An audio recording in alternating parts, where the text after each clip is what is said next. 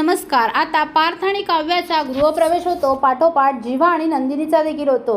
आता जीवा आणि नंदिनीला बघून पार्थ आणि काव्याला मोठा धक्काच बसतो।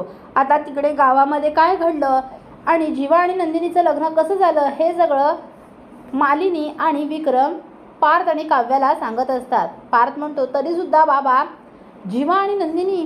तेव्हा मालिनी म्हणते, हो, आपल्या जीवाचा मोठेपणा म्हणून त्याने मोठेपणा दाखवला आणि त्याने आपल्या नंदिनीशी लग्न केलं।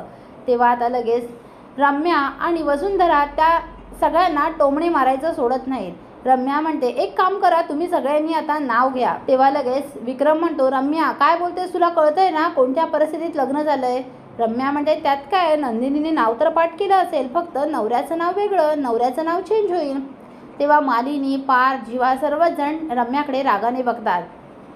त्यानंतर आता वसू म्हणते, चला आता पुढचे खेळ असतात ते तांदळात नाव लिहिणे, अंगठी शोधणे, ते सगळे खेळ खेळूया। तेव्हा आता विक्रम म्हणतो, वसुताई का तू असं करतेस? अगं लग्न कसं झालं माहीत आहे ना तुला, मुलं खूप दमली असतील, त्यांना जाऊन आराम करू दे। आणि काव्यासुद्धा हॉस्पिटलमध्ये होती। जीवाला धक्का बसतो की काव्याला काय झालं, ती हॉस्पिटलमध्ये का गेली होती?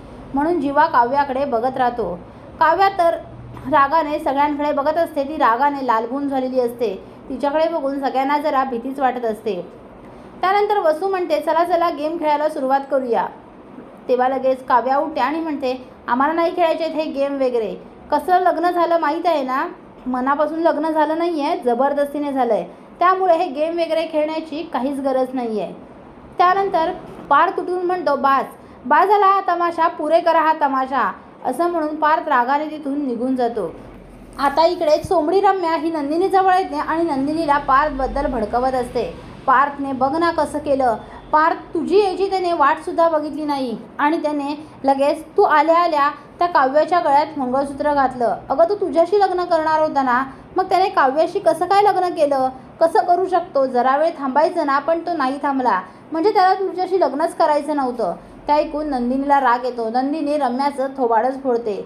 त्यानंतर रम्या त्यावर शांत बसत नाही, ती पार्थच्या रूममध्ये येते आणि पार्थला नंदिनी विरोधात भडकवते।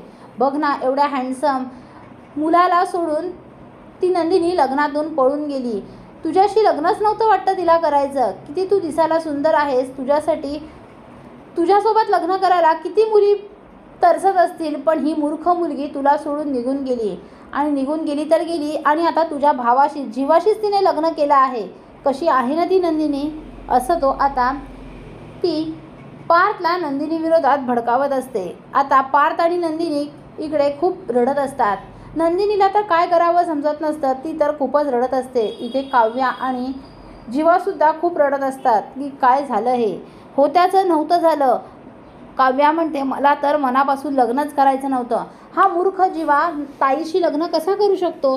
मी तर हे पार्थसोबतचं लग्न मोडून जीवासोबत लग्न करणार होती, पण जीवाने आता पूर्ण वाटच लावून ठेवली। आता काव्या विचार करत असते आणि इकडे जीवा हा काव्याचा विचार करत असतो। पुढील अपडेट पाहण्यासाठी व्हिडिओला लाईक आणि चॅनलला सबस्क्राईब करायला विसरू नका। थँक्यू।